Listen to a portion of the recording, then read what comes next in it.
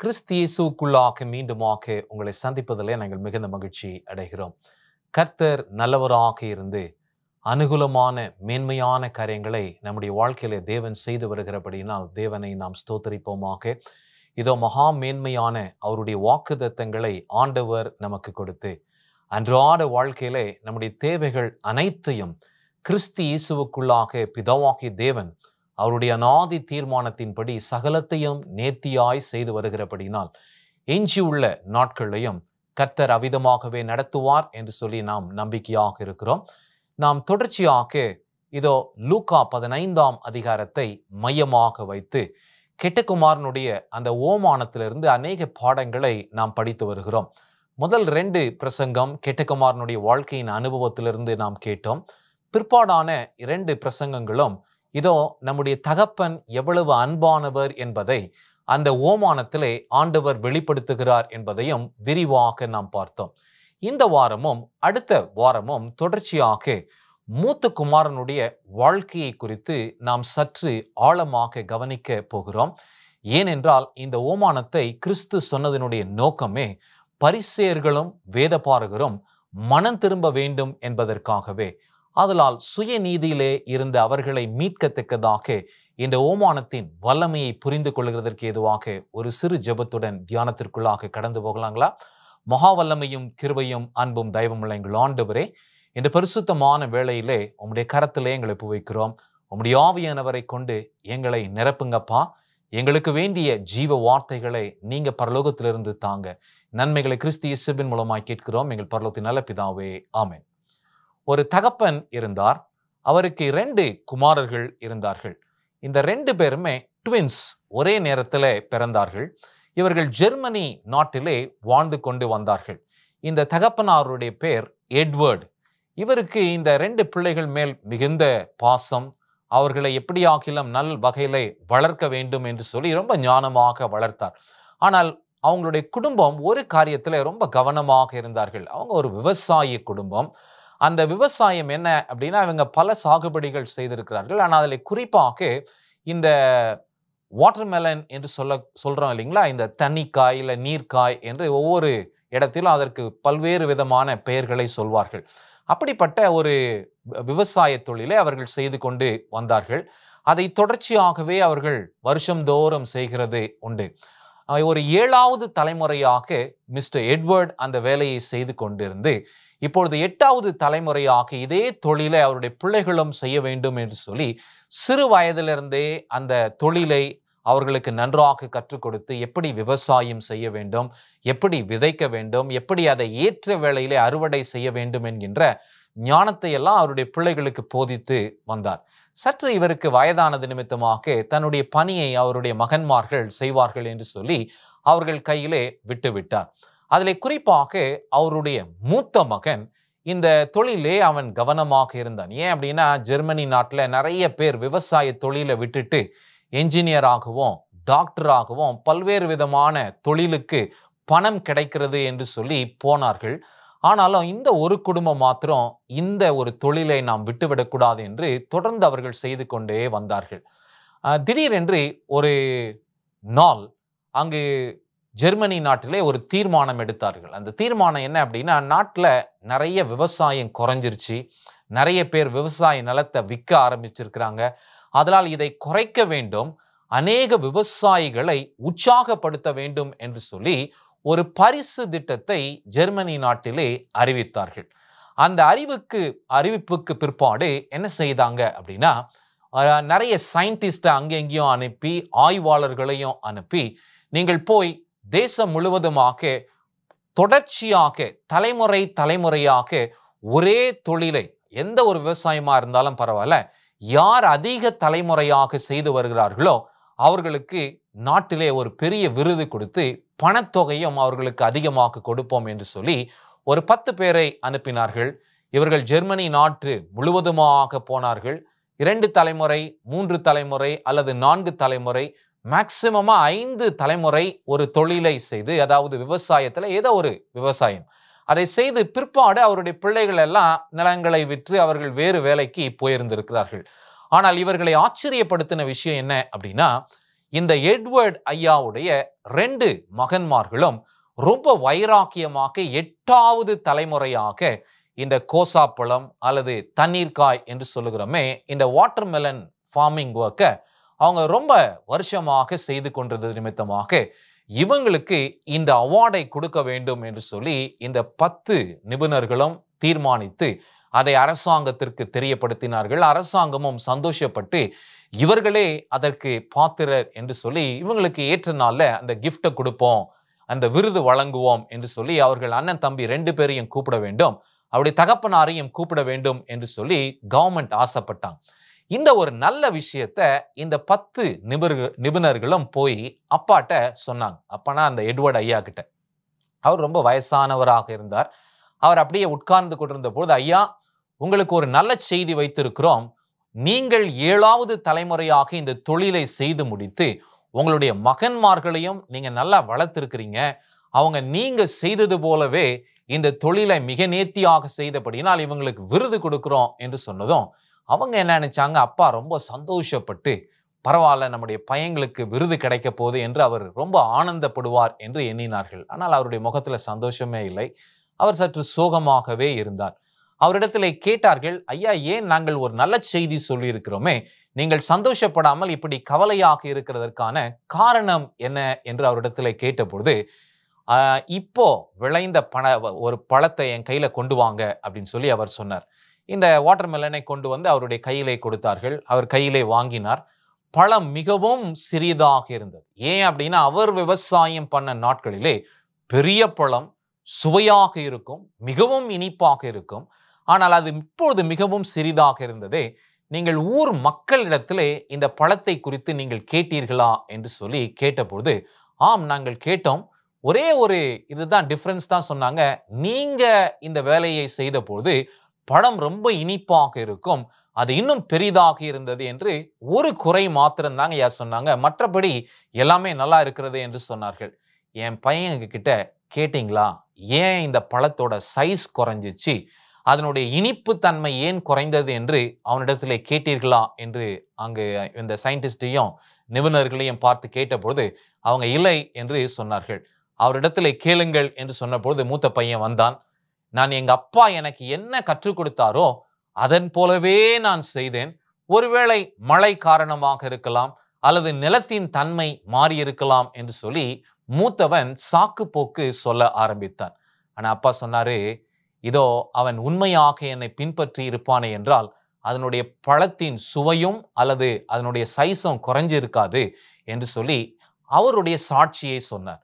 அந்த சாட்சி என்ன அப்படின்னா, இதோ நான் இந்த வேலையை செய்த பொழுது என்ன பண்ணுவேன் அப்படின்னா, சம்மரானா இந்த பழத்தை முதலாவது விளைந்ததும் ஆண்டவருக்கு தசம பாகம் காணிக்கை செலுத்துவேன். பிற்பாடு நல்ல விளைந்த பழங்களை கொண்டு போய் ஸ்கூல்ஸ்ல ஒரு கான்டெஸ்ட் நடத்துவேன். அந்த கான்டெஸ்ட்ல என்ன செய்வேன் அப்படின்னா, இதோ பிள்ளைகள் இந்த பழத்தை சாப்பிட்டுட்டு கொட்டையை விதையை மெல்லாமல் அதை முழுசா யாரு நிறைய பேர் கொடுக்குறாங்களோ நான் அந்த பிள்ளைங்களுக்கு அவார்டு கொடுப்பேன். அதன் மூலமா நான் ஞானமா என்ன செய்தேன் என்றால், அந்த விதைகளையெல்லாம் சேர்த்து மீண்டுமாக அடுத்த வருஷம் விவசாயத்திற்கு அதை நான் பயன்படுத்துவேன். ஆனால் என்னுடைய மூத்த மகனோ பண ஆசை நிறைந்தவனாக என்ன பண்ணிட்டான் அப்படின்னா, விளைஞ்சதும் கொஞ்சம் கொண்டு போய் தசம்பாங்க கொடுத்துருப்பான். ஆனா பிற்பாடு என்ன செஞ்சிட்டான் அப்படின்னா, இதோ அவன் விதைகளை கான்டெஸ்டுக்கு கொண்டு போய் பிள்ளைகளை ஊக்கப்படுத்தி அந்த விதையை அவன் எடுக்காமல் விதையை கடையிலிருந்து வாங்க ஆரம்பித்தான். இந்த பழம் வேற ஒண்ணுமே இல்லை, கடையில வாங்கின விதையுடைய ஒரு பழம்தான் என்று சொல்லி அவர் சொன்னார்.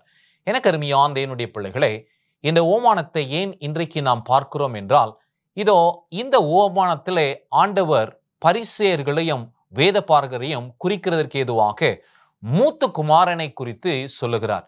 மூத்த குமாரன் என்ன நினைச்சான் அப்படின்னா, இவ்வளவு நாள் என்னுடைய தம்பி தான் தூர தேசத்திற்கு போய் அவன் கெட்டு போய் விட்டான், ஆனால் நானோ அநேக வருடங்களாக என்னுடைய தகப்பனுடைய வீட்டிலேயே நான் இருந்திருக்கிறேன், நான் என் தகப்பனை போலவே இருக்கிறேன் என்று சொல்லி அவன் நினைத்திருக்க கூடும்.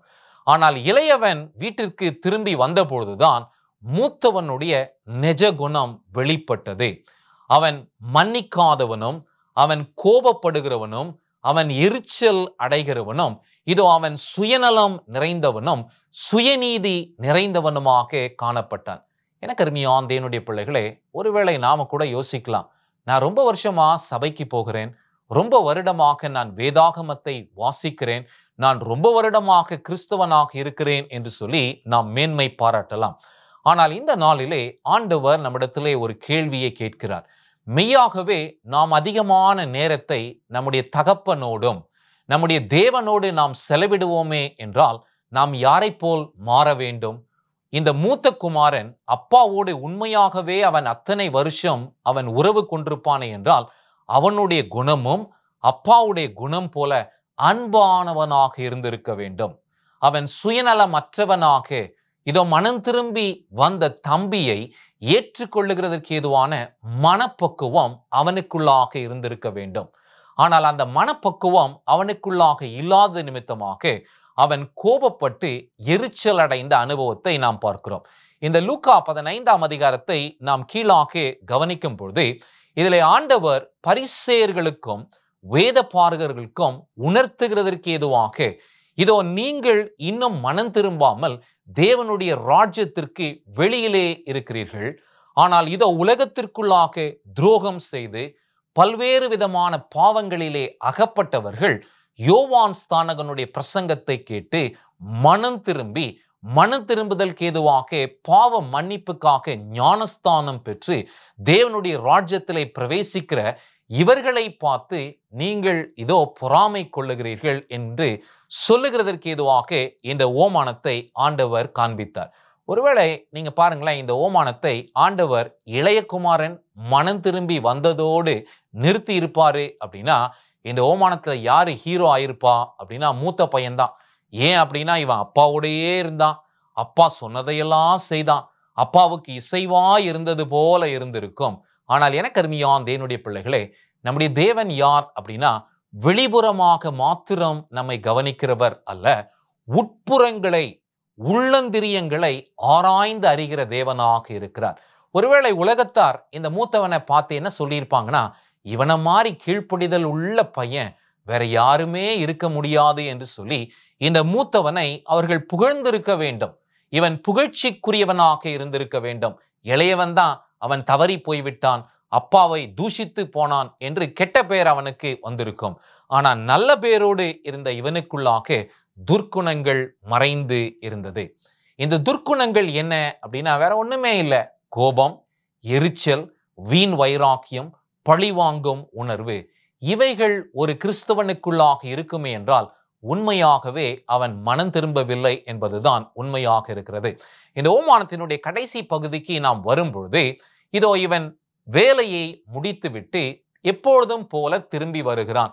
இவன் திரும்பி வரும்பொழுது வீட்டிலே ஆடலும் பாடலுமான சத்தத்தை கேட்கிறான். 28வது வாக்கியத்திலே நாம் வாசிக்கிறோம் அல்லவா, இவன் வெளியே நின்று ஒரு வேலைக்காரனை அழைத்து, இது என்ன பாட்டின் சத்தம் பயங்கரமாக கேட்கிறது, எப்பொழுதும் இல்லாத ஒரு விசேஷம் நம்முடைய வீட்டிலே இருக்கிறதே, இது என்ன என்று சொல்லி அவனிடத்திலே வினவின பொழுது வேலைக்காரன் சொன்னா, ஒன்னும் இல்ல, ரொம்ப வருஷத்துக்கு முன்னாடி உன்னுடைய தம்பி இருந்தானே, அப்பாவுடைய சொத்தெல்லாம் வாங்கிட்டு போனானே, அவன் சுகமாக பத்திரமாக அவன் வீடு திரும்பினான் என்கின்ற இந்த செய்தியை இவன் கேட்டதும் அவனுக்கு மிகுந்த கோபமும் எரிச்சலும் வந்தது என்று பார்க்கிறோம்.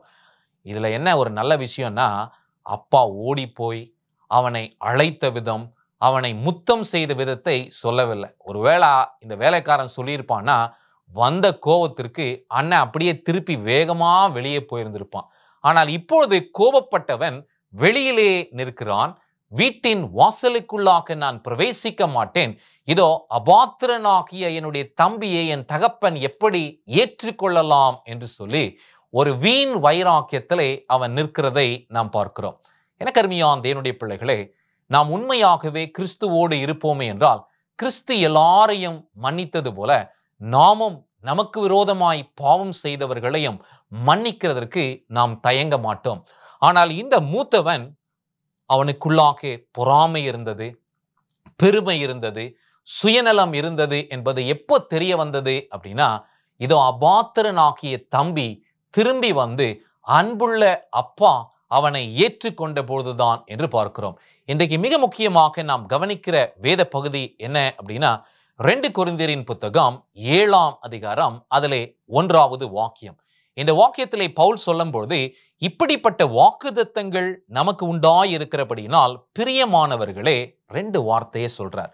முதல் வார்த்தை என்ன அப்படின்னா கவனிங்க, மாம்சத்திலும், 2வது வார்த்தை ஆவியிலும் உண்டான எல்லா அசுசையும் நீங்க நம்மை சுத்திகரித்து கொண்டு பரிசுத்தமாக்குதலை தேவ பயத்தோடு பூரணமாக்க வேண்டும்.